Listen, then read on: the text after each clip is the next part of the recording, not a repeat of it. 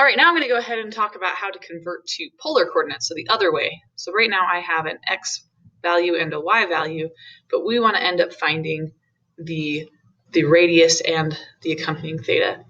Now, if we're converting to polar coordinates, these are the two equations we're going to want to use so that we can find r and our theta. Here's the deal, though. In order to do this, the first thing I like to do is determine which quadrant the original rectangular coordinate is in. That's going to be helpful for us later on. So -4 and 4, that would be in quadrant 2 because we have a negative x value and a positive y value, so it'll be quadrant 2. That's going to be really important when we figure out our theta. So let's find our r first using the top equation. So I'm going to go ahead and do -4 squared plus positive 4 squared, and that should equal r squared. So that gives me 16 plus 16 equals r squared, or 32 is equal to r squared. And then you take the square root. Now, technically you could have a positive or a negative answer. When writing polar coordinates, it's easier to use the radius that is positive, but if you remember previous in the lesson, you can have a negative radius. It's just going to change what angle we're going to use. So for our purposes, I would stick with a positive radius. That way theta is easier to find, because otherwise you have to kind of problem solve through it. So we have r as the square root of 32. Well, you do need to simplify that down to 4 square root of 2. So make sure it's in simplified terms. Okay, so we have our radius. So that comes to this point.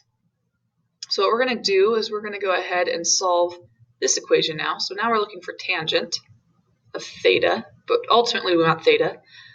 It's going to be 4 over -4, which is -1.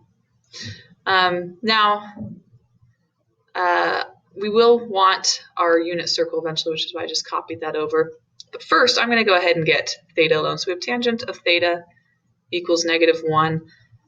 In order to get rid of this tangent, you take the inverse of both sides, if you recall that. So that will give us theta is equal to tangent inverse, or arctangent of -1.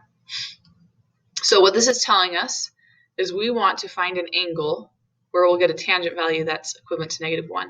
Now, back in Unit 7, I believe, we talked about very specific quadrants we had to look in.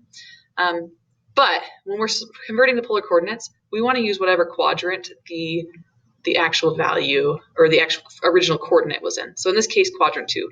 So we're going to look in quadrant 2. In fact, I'll only bring up enough so we're just looking, or mostly looking at quadrant 2.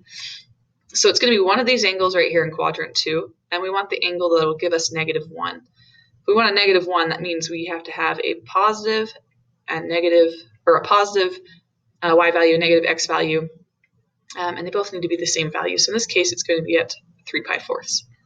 So theta is 3π4. So with that, we now have our radius and our theta.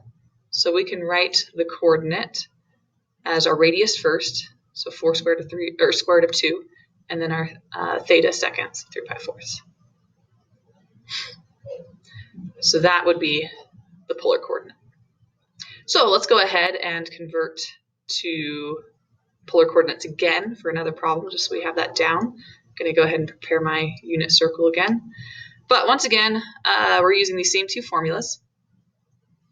First thing you want to do is figure out which quadrant the coordinate is in. In this case, since both the x and the y are negative, we'll be in quadrant 3. I like to find the r first. It doesn't matter which order you find these in, so I'm going to write the r first. So we have r squared is equal to our x squared, so -2 squared, plus our y squared, so -2 squared of 3 squared. So that gives me 4. This one, -2 squared is 4, but we're going to multiply that by the square root of 3 squared, which is 3. So that tells me r squared is 4 plus 12, which is the same thing as 16. Once again, you take a square root.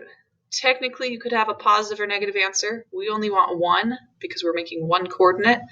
So I'm going to take the positive 4 as my answer for the radius. It'll make my life easier as I'm looking for my angle, since I want the angle to be in the third quadrant. So we want the third quadrant. I'm going to go ahead and do tangent of theta, change colors here. So we'll have tangent of theta is equal to my y value, so negative 2 square root of 3, over my x value, which is negative 2. And that simplifies down to just plain old square root of 3. So tangent of theta equals square root of 3. I'm going to go ahead and take the inverse of theta is equal to tangent inverse of square root of 3, just like we did way back when in the 7th unit. And then, once again, we want to use our unit circle. This time I'm going to focus on the third quadrant. So sorry, I'm going to cover this up for a second. We want to find an angle in this quadrant. Maybe I'll move it over here. There we go. In this third quadrant, where when we divide the y by the x, we get square root of 3. So y divided by x, that tells me it either has to be 4 pi thirds or the 7 pi 6. Now remember, if it simplifies down to just plain old square root of 3, and you can double check this by doing the math, that means our y value should have the square root of 3 in it. So it should be 4 pi thirds. And you can double check that by actually taking the y, dividing it by the x, and simplifying it. But our angle will be 4 pi thirds. This one did not work. So we have our radius, we have our angle in the third quadrant like we wanted it to be. So we would write this as 4 and then 4 pi thirds. So that is how you convert to polar coordinates.